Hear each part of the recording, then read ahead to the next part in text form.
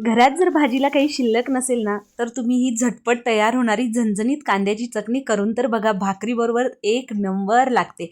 Hello everyone, Shri Swami Samarth सर्वांना. आज आपण इथे ना झटपट तयार होणारी कांद्याची झणझणीत अशी चटणी बघणार आहे.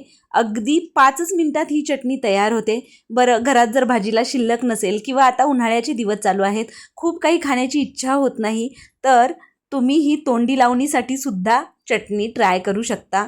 अगदीच सोपी आहे आणि चवीला पण भन्नाट लागते. तर बघा, मी इथे साधारण मीडियम आकाराचे 2 कांदे घेतलेले आहेत.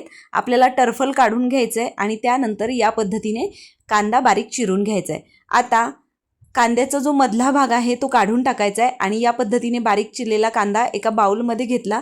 त्यामध्ये घालायचे आहे फ्रेश स्वच्छ धुवून घेतलेली कोथिंबीर. यामध्ये घातलेलं आहे चवीपुरतं मीठ. त्याचबरोबर घालायचे आहे काश्मीरी लाल तिखट. आता मी इथे 1 चमचा काश्मीरी लाल तिखट घातलेली आहे. त्यानंतर यामध्ये घातलेला आहे भाजलेल्या शेंगदाण्याचा कूट आणि अर्धा चमचा हळद.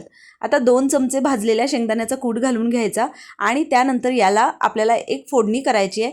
त्यासाठी अर्धा पळी मी इथे तेल घातलेलं आहे. तेल गरम झाल्यानंतर मोहरी घालायची.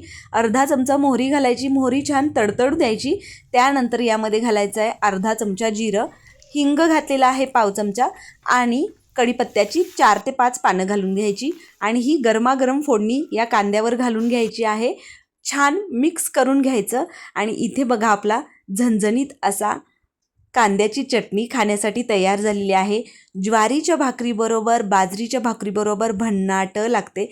बरं, करायलाही खूप सोपी आहे आणि जेवायला बसायच्या आधी लगेच करायला घ्यायची आणि लगेच ही खायला घ्यायची. आता बघा, खाण्यापूर्वी मस्त यावर लिंबाचा रस घालून घ्यायचा. चवीला अजूनच भन्नाट लागते. तर अशा पद्धतीने ही झटपट तयार होते आणि करायलाही सोपी आहे. चला तर मग, तुम्हाला ही झटपट तयार होणारी झणझणीत अशा कांद्याच्या चटणीची रेसिपी कशी वाटली मला कमेंट करून नक्की सांगा. आणि त्याचबरोबर तुम्हाला आपल्या रेसिपीज कशा वाटतात तेही मला कमेंट करून सांगायचं आहे. तुम्हाला जर आपल्या रेसिपीज आवडत असतील तर आपल्या आदिश्री रेसिपी चॅनलला सबस्क्राईब करा.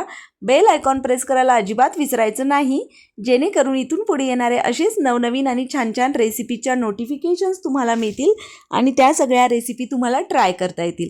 चला तर मग, उन्हाळा विशेष अगदी झटपट तयार होणारी ही झणझणीत कांद्याची चटणी नक्की करून पहा आणि केल्यानंतर तुम्ही मला कमेंट करून नक्की सांगा की तुम्हाला ही रेसिपी कशी वाटली.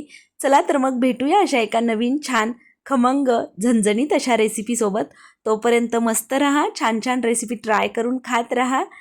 Bye bye.